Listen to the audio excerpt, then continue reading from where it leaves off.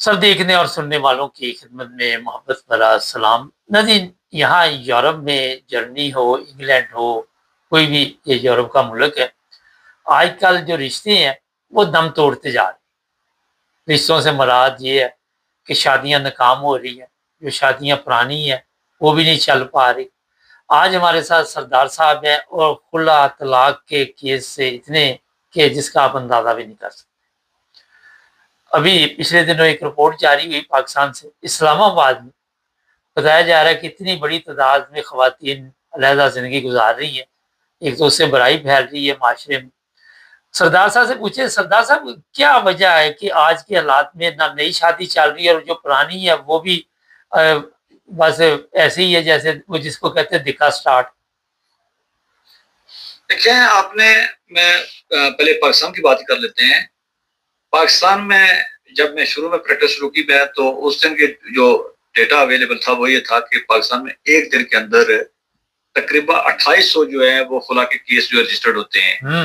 लेकिन ये रेशो बढ़ती गई। अब कहा जाता है कि पर घंटे के हिसाब से जो है इस्लामाबाद में वो दर्जनों केस फाइल होते हैं और ये 50,000 से ऊपर रेशो जा रही है एक साल की तलाक की। मैं वहां प्रैक्टिस करता रहा हूँ। किसी फैमिली कोर्ट में आप चले जाएं, आपको रोजाना जो है वहां तकरीबन 130 से लेके 160-70 केसेस लगे होते हैं जजेस के सामने। और उसमें अगर आप देखें, आपको फैमिली केसेस देखेंगे आपको तो आपको 70 से 90 जो है वो फैमिली केसेस लगेंगे। अच्छा, फिर आप जब उन केसेस को माइन्यूट चीजें देखेंगे, हर वो लड़की जिसकी शक्ल सूरत थोड़ी सी बेहतर है और जो जिसकी तालीम जो है वो थोड़ी सी मुनासिब है, आप जो कहीं जॉब कर रही है, तो ये उनके केसेस जो है वो 90% केसेस उन्हीं के होंगे। यानी तीनों चीजें देख रहे हैं कि वो शक्ल सूरत बेहतर है, अब भी उसका केस होगा।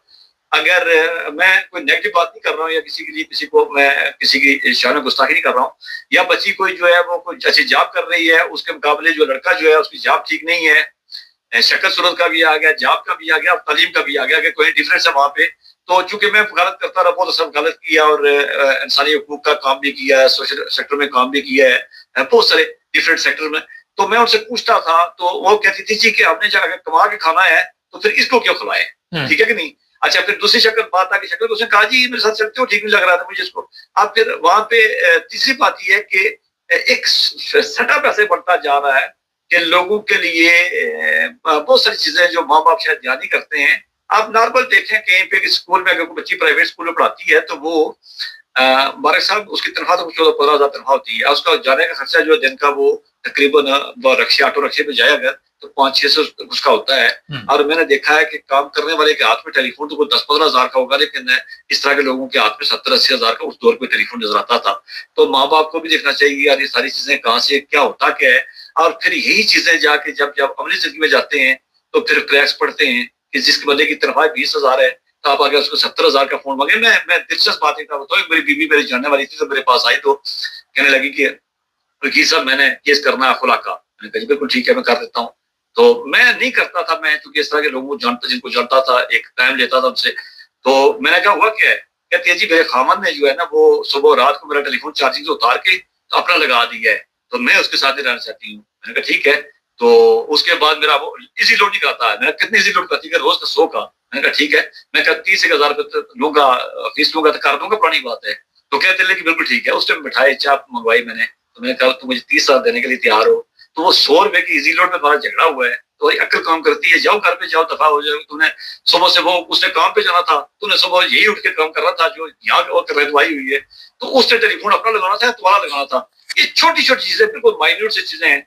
अब फिर ये बातें जब वहां पे हैं, यही बातें जब वही तरबियत वही ट्रेनिंग वही सोच वही माशरा, एक माशरे में जब आप रहते हैं तो आप किसी भी मसलक मजहब किसी सोच फिक्र तालीम जेंस कबीले सेक्स से आप पे असर पड़ते हैं। फिर वही लोग जब बाहर जाते हैं तो बाहर जाके फिर वो जो आजादी देखते हैं और आजादी देखने के बाद फिर वो सोचती हैं कि ठीक है। तो ये पूरा सिस्टम जो है वो आपका क्लैश करता जा रहा है।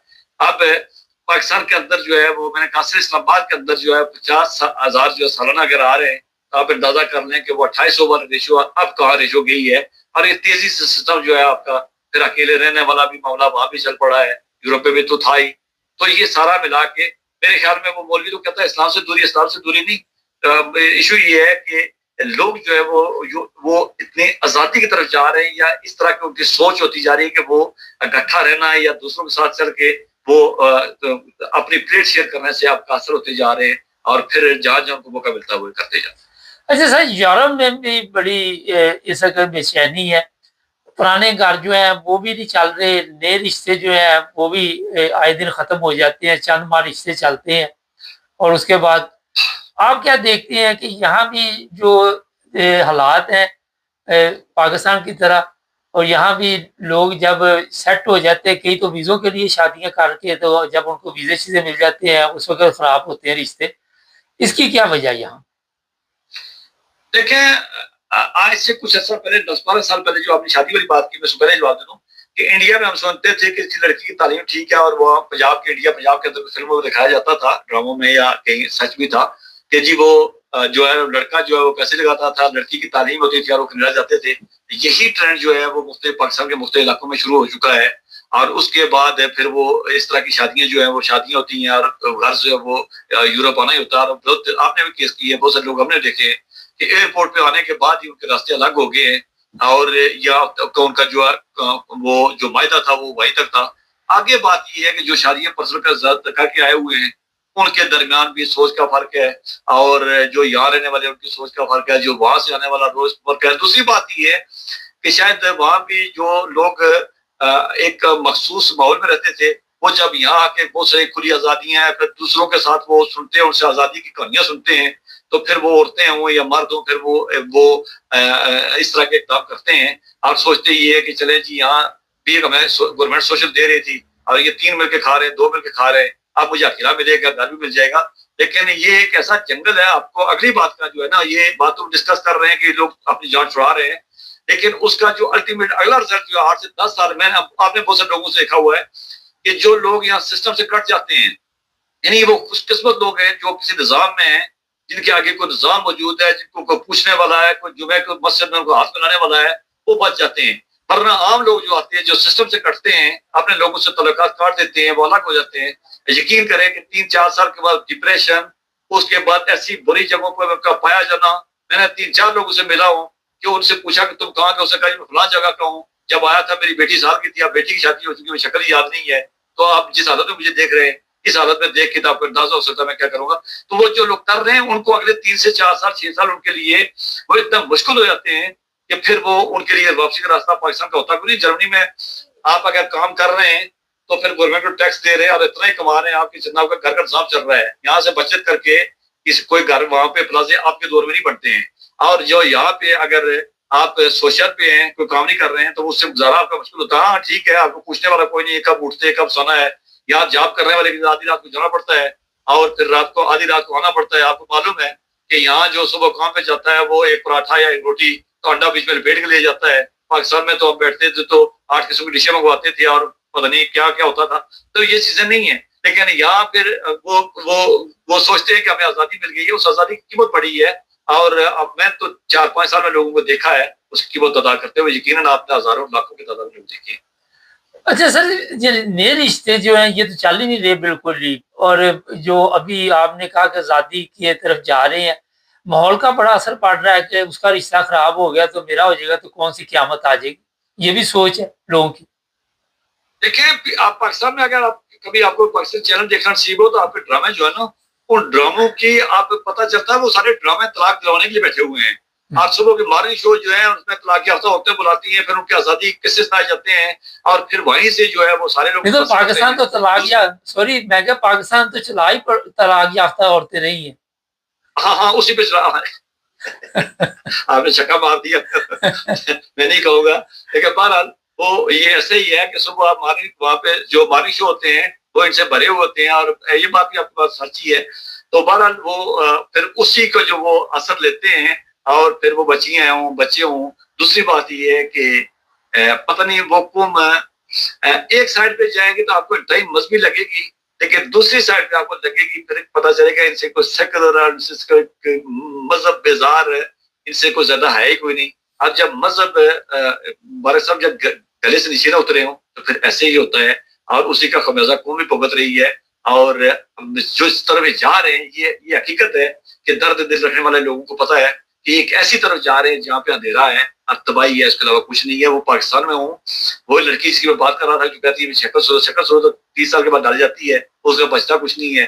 اور اس طرح کے جاب جو ہے، جو میں نے کہا 15,000 تنخواہ ہے اور 70,000 ٹیلی فون ہے، وہ بھی آپ کو پتا ہے کچھ زیادہ عرصہ چلتی نہیں ہے.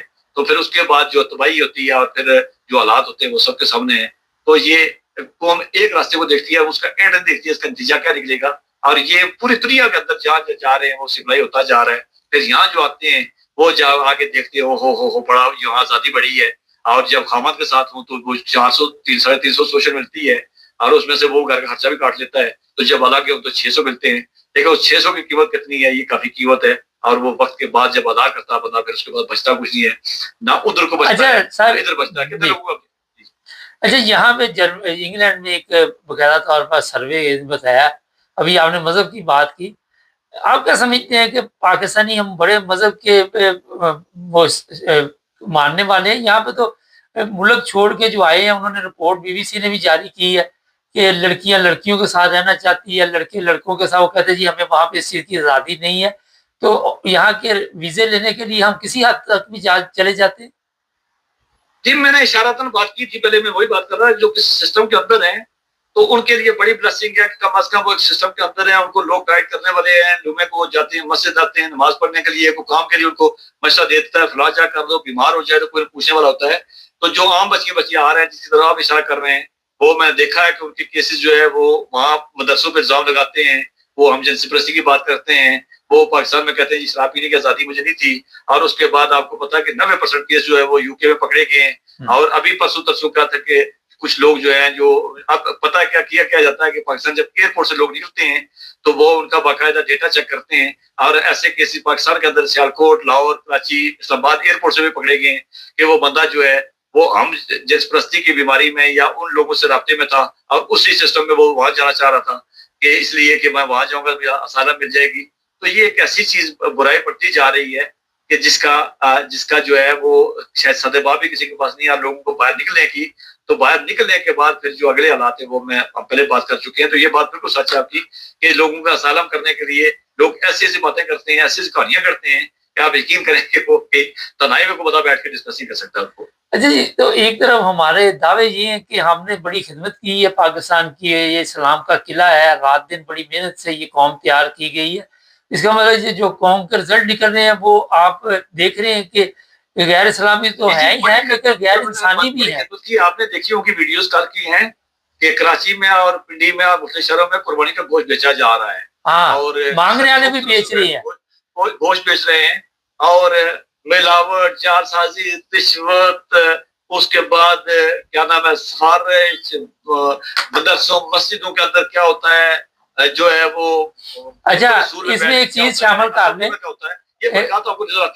سردار صاحب، آج ایک ویڈیو میری نظر سے گزری، وہ مسجد کی بجلی لے کے تو وہاں پہ نور جہاں کے گانے باہر اسپیکر رکھ کے لگائے ہوئے، تو بندہ کہتا بجلی مسجد کی ہے. تو جو سسٹم بنایا گیا اس اگر موجودہ قربانی کا گوشت جی مانگنے والے بھی بیچ رہے ہیں، جن کو جو مانگنے والے تھے نا انہوں نے مانگ لیا، اب آگے فروخت کر رہے. تو مکمل بیچنے والے بھی آپ سے خریدنے والے وہ بڑے مزے کی بات ہے، وہ بڑے بڑے ہوٹلوں والے لے رہے ہیں ان سے، ٹھیک ہے کہ نہیں، جو واپس اسی عوام کو واپس بیچیں گے. اور دوسری بات یہ ہے کہ آپ نے بجلی کی بات کی، ابھی تو کوئی ریسنٹلی کو 3-4 مہینے پرانی بات ہے کہ اوکاڑا کے اندر مسجد کے جو ہے مسجد کے اندر جو ہے اس کے بیسمنٹ کے اندر وہ مولوی صاحب نے گجرا کروایا تھا. اور میں نے پروگرام کیا تھا، آپ نے دیکھا ہے. اور اس طرح کے درسیوں معاملات کو موجود ہے، مولویوں کے موجود ہیں.